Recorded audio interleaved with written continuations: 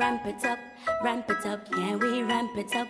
As we gear up for Labor Day tomorrow, we look at the day's mission to ramp it up and fix it up. With the holiday comes a midterm break for the children. So we'll be exploring an option to keep the little ones productively occupied during the next few days. I'm Adrian Kingston, and this is your pre-Labor Day edition of Jamaica Magazine. Fix up the fences, paint up the walls. This Labor Day, make a volunteer to ramp it up, fix it up, you know.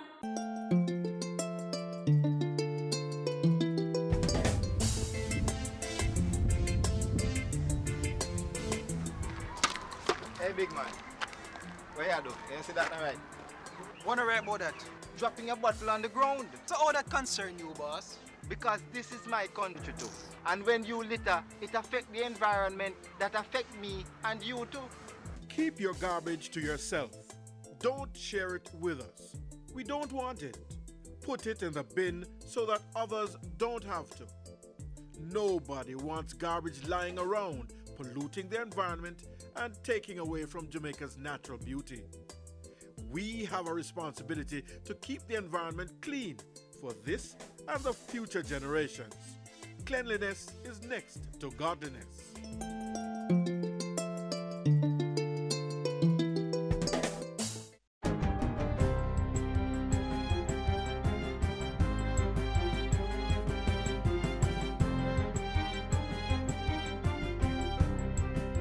Good day, I'm Lorraine Mendez and this is your JIS News for Tuesday, May 22. The Bank of Jamaica BOJ is reporting a 3.2% inflation rate for April 2018. BOJ Governor Brian Winter says the figure, which was released by Statin, fell below the bank's target range of 4 to 6%.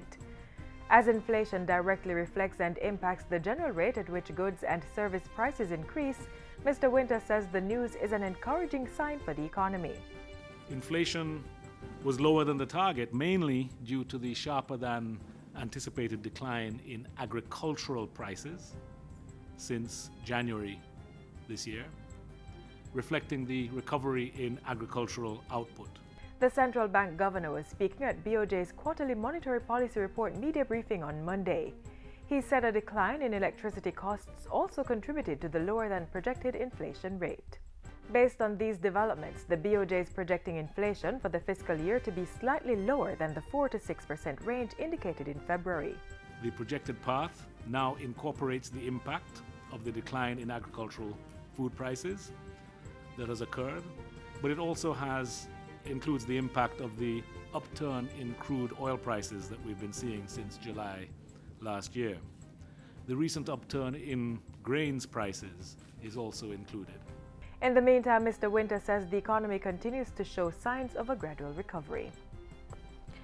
Meanwhile, Minister without portfolio in the Finance Ministry, Favour Williams, says the lower inflation rates being seen allow for long-term planning and investment. While making her contribution to the sectoral debate, Ms. Williams said low inflation also bodes well for the stabilization of prices for goods and services. That, Mr. Speaker, is the Jamaica in which we're headed, where there is price stability as the main goal of monetary policy, where there is transparency and accountability. She added that with the move to change the BOJ's governance structure to respond to eventualities and be accountable for inflation in the economy, we can expect greater capital inflows. The dividends are that the private sector can anchor its expectations about future inflation around the target. It becomes a self-reinforcing cycle, one that we expect to become a part of our experience for a very, very long time. State Minister for National Security Rudyard Spencer says overcrowding at the Tower Street and St. Catherine Adult Correctional Centres will be eased by the construction of a 304-cell block at the Tamarind Farm Adult Correctional Centre. The aim is to reduce the overcrowding at the two main maximum security facilities by way of classification and transfer to the new block at Tamarind Farm facility. After sentencing, an offender is sent directly from the court to the St. Catherine, Tower Street or Fort Augusta Adult Correctional Centres. The reclassification program reduces the burden on these institutions by assessing whether inmates are low, medium or high-risk offenders. The low-risk inmates are then transferred from overcrowded facilities to others that are under capacity. This has already borne fruit. There has been an increase of 443 inmates reclassified and transferred in 2016 to 563 inmates in 2017. This represents a 27% increase in the number of inmates reclassified and transferred.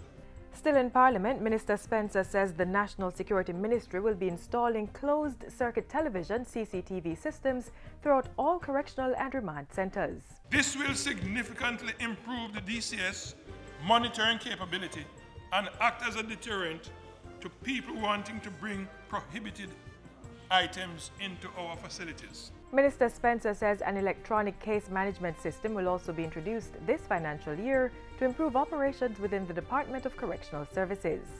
This will replace the current paper-based system to effectively manage offenders. In other news, the Ministry of Health will be delivering 150 fully equipped midwifery bags to the regional health authorities. The bags, which value over €50,000, were donated by the European Union and are being distributed under the Programme for the Reduction of Maternal and Child Mortality (PROMAC). The bags will aid in the delivery of newborns and postnatal checks. Health Minister Dr. Christopher Tufton says the donation marks an important step in Jamaica's drive to improve health outcomes for mothers and their children. And so we're grateful, we're happy, because it is assisting us in our commitment to meeting those Millennium Development Goals 4 and 5. It's allowing us to demonstrate our true intellectual capacity and potential from the training that we have received. The handover ceremony for the midwifery bags was held at the offices of the Planning Institute of Jamaica. And finally, the Child Protection and Family Services Agency will this month launch an anti-bullying campaign for schools. Our anti-bullying campaign will highlight the prevalence of bullying and give real-life scenarios and indicate how our children that are being bullied can get help. Minister Green says the anti-bullying messages will be transmitted on television and social media, as well as through roadshows, school and community visits. In addition, he says social workers will be employed to visit and assess the homes of children who exhibit bullying tendencies. The anti-bullying campaign is one of 3 major public education initiatives to be rolled out by the Child Protection and Family Services Agency. The others are focused on corporal punishment and child protection. And that's it for JIS News today. I'm Lorraine Mendez. Thanks for watching.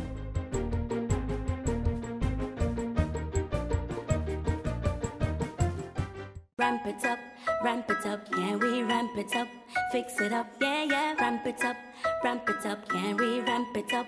Fix it up, yeah, yeah. This Labor Day, let's volunteer to build ramps in schools everywhere. The healthcare centers that we share, fix up the place and show we care. Access for all, don't fall, for patients, doctors, nurses and all. The young and the old, the big and the small. Fix up the fences, paint up the wall. This Labor Day, make a volunteer to ramp it up, fix it up, you know. There is a charge for all Jamaicans to work on a Labor Day project tomorrow. The support is needed to upgrade our schools and health facilities. It's also needed to beautify and rid the country of unwanted materials, especially as we prepare for the hurricane season. Watch our next feature to learn more about the Labor Day plans and your parish's main project. Ramp it up, fix it up. That's a nice rhythm, right? Ramp it up, fix it up. Build ramps in schools, fix the health centers. For the young and for the elders. Paint the fence, make the place enhance. Access for all to every entrance. Island wide is an island wide. We have ramp it up, island wide. Ramp it up, fix it up. The theme for Labor Day 2018 stemmed from a motion brought to the Upper House by Opposition Senator Dr. Floyd Morris in March, calling on the government to use this year's Labor Day to improve access to educational institutions for the physically challenged. Health centers and schools will benefit from general beautification and upgrading works and outfitted with ramps and other features to make them more accessible and user-friendly for physically challenged persons.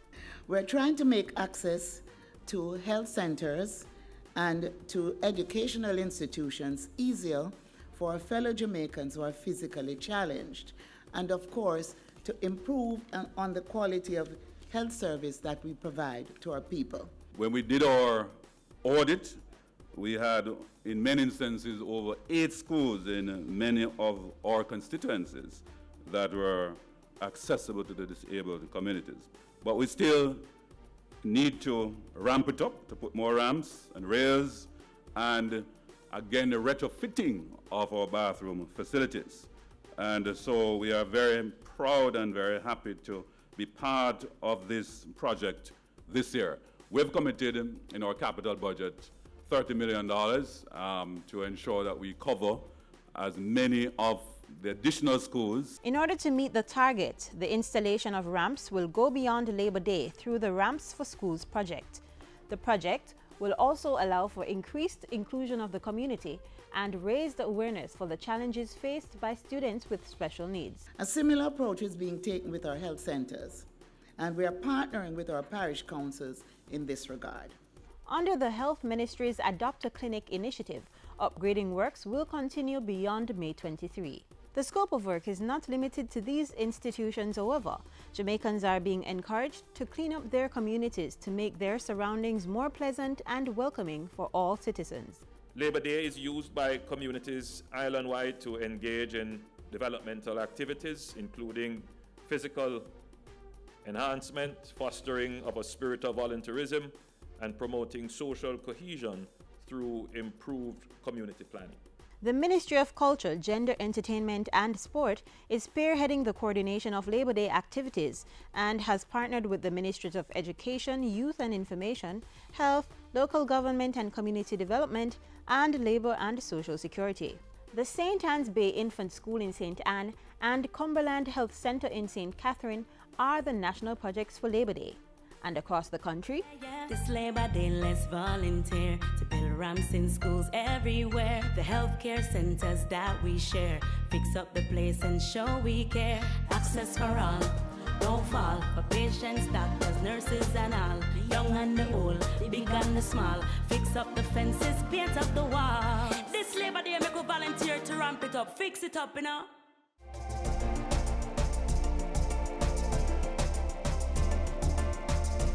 I'm deeply concerned by the number of Jamaicans killed on our roads. Safety on our roads is our responsibility. Jamaicans, drivers, passengers, motorcyclists, and pedestrians, slow down. Observe the rules of the road. Be courteous. Drive defensively. Be considerate. Buckle up. Wear a helmet. The careless overtaker is only rushing to the undertaker. Not observing the rules of the road could cost you your life and that of your loved ones. I encourage all road users to take special care as we use public thoroughfares. The life you save may be your own. Remember, your family wants you to arrive alive.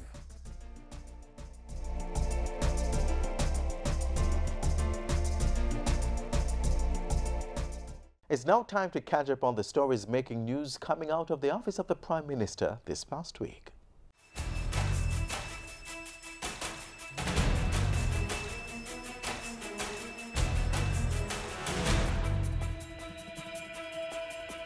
National Water Commission secures $15 billion bond.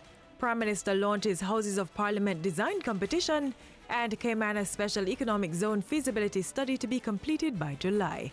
You're watching Jamaica House Weekly. I'm Lorraine Mendez. Prime Minister Andrew Holness says government is intent on making the National Water Commission a viable entity for long-term investment and quality service. On Tuesday, a $15 billion bond issue was announced between the Water Commission and NCB Capital Markets Limited. The agreement, which is in local currency, has no government guarantee. It comes with a 40-year low-rate repayment plan. According to Prime Minister Holness, the bond will set the stage for the NWC's listing on the stock market, where pension, insurance and other long-term funds can invest. The objective of the government is to have a universal supply of water. It is not something that can be done wholly and solely from the government's resource. So we will have to be using creative methods like this. And the creative method is not necessarily raising the financing but making the NWC a financially strong and sound asset, that it can leverage that with the private sector to undertake these kinds of infrastructure development. With the agreement, the National Water Commission will have immediate access to $12.51 billion of the $15 billion. This will help the entity refinance specific foreign currency denominated loans, as well as carry out island-wide projects throughout the financial year. The remaining $2.49 billion is to be received in 12 months, on condition that the Commission achieves stipulated targets relating to its non-revenue water reduction program and other projects. Entries are now being accepted from certified Jamaican architects to create the blueprint for the construction of a new Parliament building. Prime Minister Andrew Holness launched the Houses of Parliament design competition Thursday at the National Heroes Park, the proposed site of the new building. He says the project will evoke a sense of national pride. We're going to build this Parliament, and we're going to do it the right way. We're going to take all concerns on board. We're going to take all suggestions on board. The Prime Minister also revealed that government would be looking to the diaspora to help finance the project. Lands surrounding the purpose-built Parliament will be developed to include government offices as well as commercial, residential, recreational and green spaces. Before the Parliament launch function, Prime Minister Holness was present at Tuesday's reception for the design competition's patron, Gordon Gill. A renowned Jamaican international architect, Gill will guide entrants in their creations. Meanwhile, inside Parliament last week, Minister Daryl Vaz announced that a comprehensive feasibility study for the Caymanas Special Economic Zone, CSEZ, should be completed in July. The minister without portfolio in the Ministry of Economic Growth and Job Creation said the 1,200-acre property was being developed with a public-private partnership arrangement in mind. During his contribution to the sectoral debate, Minister Vaz also announced that on May 7, Cabinet approved aspects of the Logistics Hub initiative for tabling in the House of Representatives. They include the market analysis and master plan, the implementation strategy, and funding for the project, as well as a consultant firm to guide the process. The master plan specifically details the actions Jamaica will need to take on several fronts simultaneously in order to realize its vision, namely a 7-part strategy consisting of those critical elements referred to as strategic enablers that significantly affect Jamaica's ability to achieve the build-out of the SEZ. The Jamaica Special Economic Zone Authority is implementing the Jamaica Logistics Hub initiative. This Andrew Holness-led government is putting Portland back on the forefront to remove the stigma as a forgotten parish. Part of that drive will see to the relocation of 11 government offices to state-owned lands at Boundbrook in the parish. Minister Vaz, who is also the Member of Parliament for West Portland, says plans are also advanced to establish transport centres in Port Antonio and Buff Bay. Meanwhile, lighting will be installed at the Caenwood Lynch Park and Carter Park Sporting Complex. Tourism, agriculture, security, job creation and sewage projects are also in train. And that's how we close out Jamaica House Weekly. Be sure to join us next time for more of the news coming out of the office of the Prime Minister.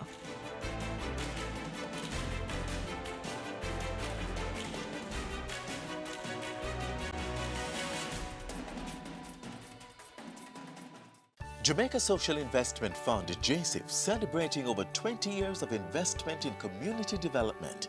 JSIF has forged relationships with international funding partners as well as private and public sector entities. Let us continue to invest to reduce vulnerabilities. Let us build our social capital and resilient infrastructures to ensure full participation in Vision 2030. JSIF, investing for community development.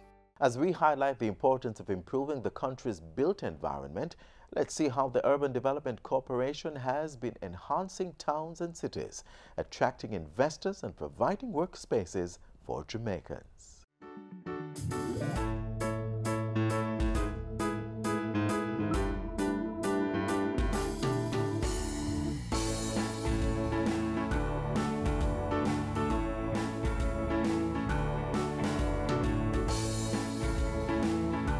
Development planning, project implementation, attractions operation, real estate management, fulfilling the mandate to make development happen for 50 years.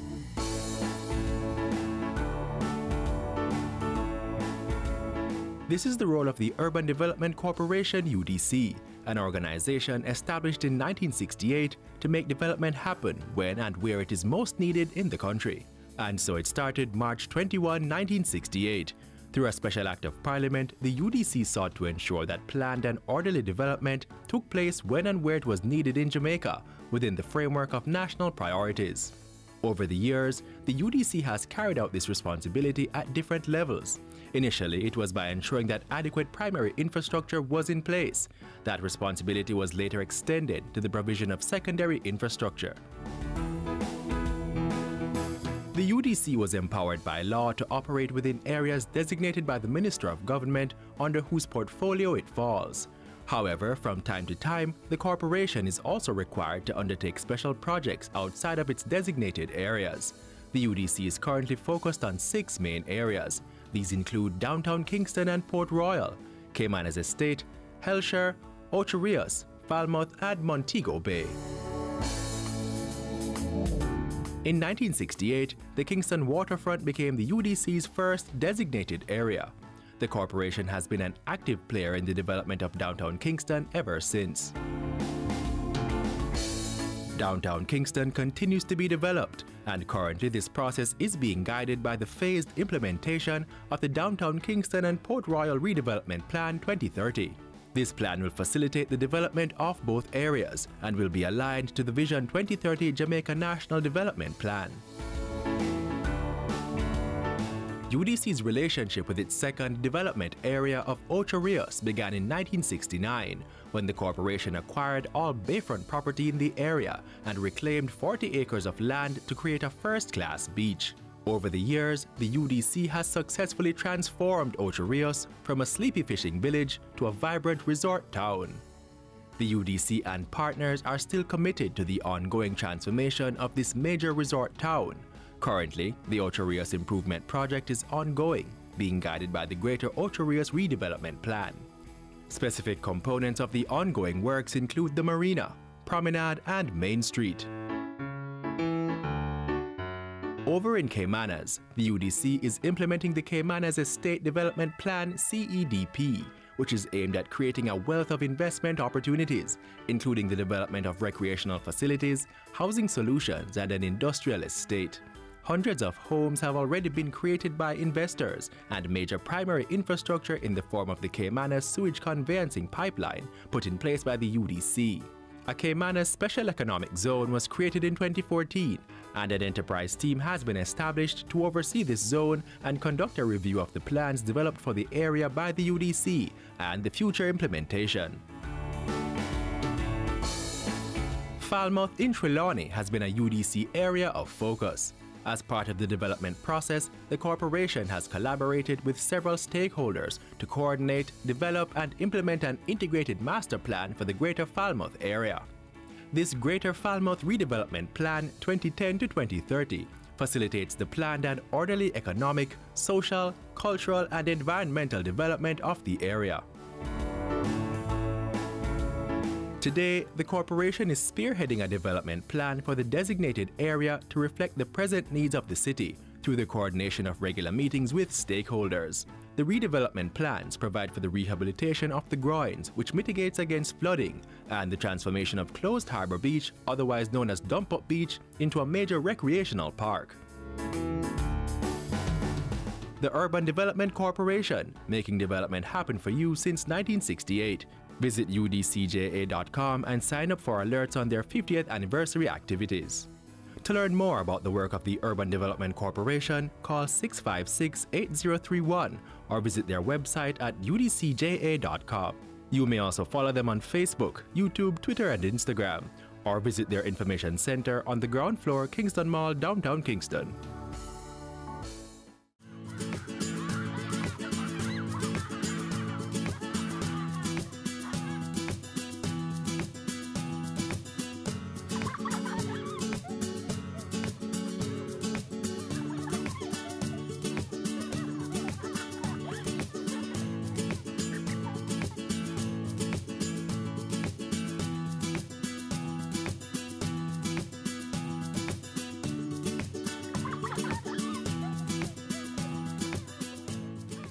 Many children will be busy tomorrow assisting with Labor Day projects. For the remainder of the school break, keep their minds active by ensuring they are reviewing their academic work.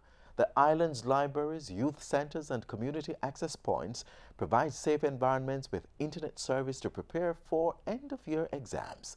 Take a look at one such center, which was recently opened by the government. Never before we ever have internet in this part of the world. Welcome to the cool hills of Thompson Town. We are very grateful for this history-making moment.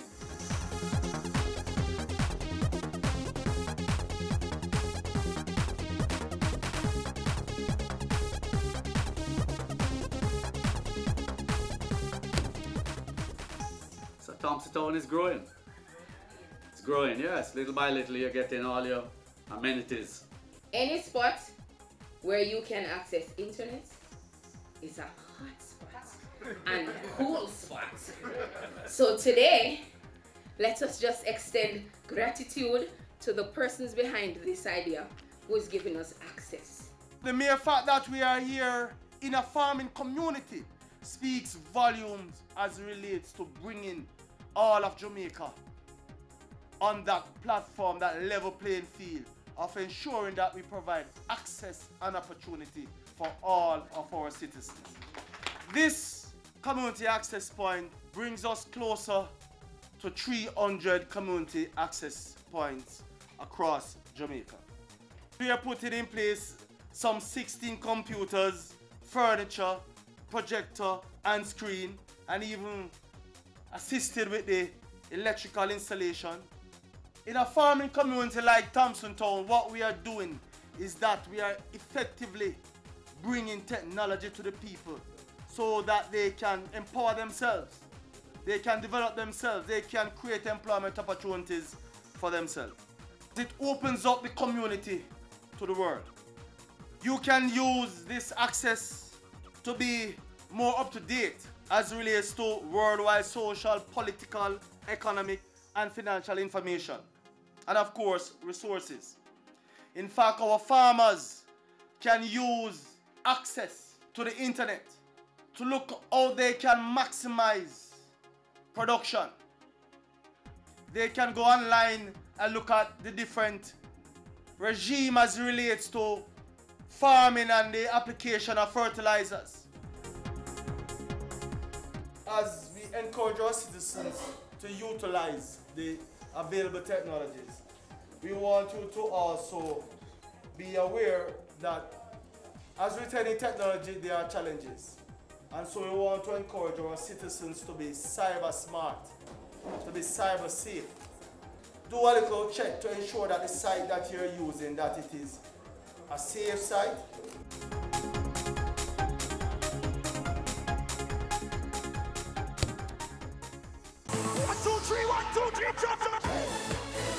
Emancipation Park comes alive this Labor Day, Wednesday, May 23, with the Labor Day Gospel Concert. It will be a soul-stirring, foot-stomping praise and worship evening with Sister Pat, Kukudu, Jermaine Edwards, Cheryl Franklin, Kevin Downswood, and many more. MC Markland Action Edwards. So when the work is done, come have some fun. Labor Day Gospel Concert, May 23, Emancipation Park, 6:30 p.m. Don't miss it.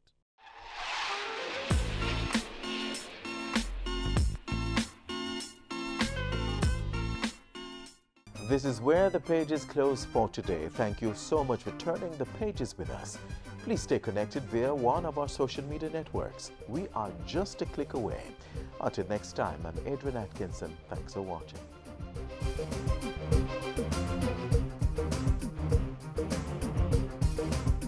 This has been a production of the Jamaica Information Service, the voice of Jamaica.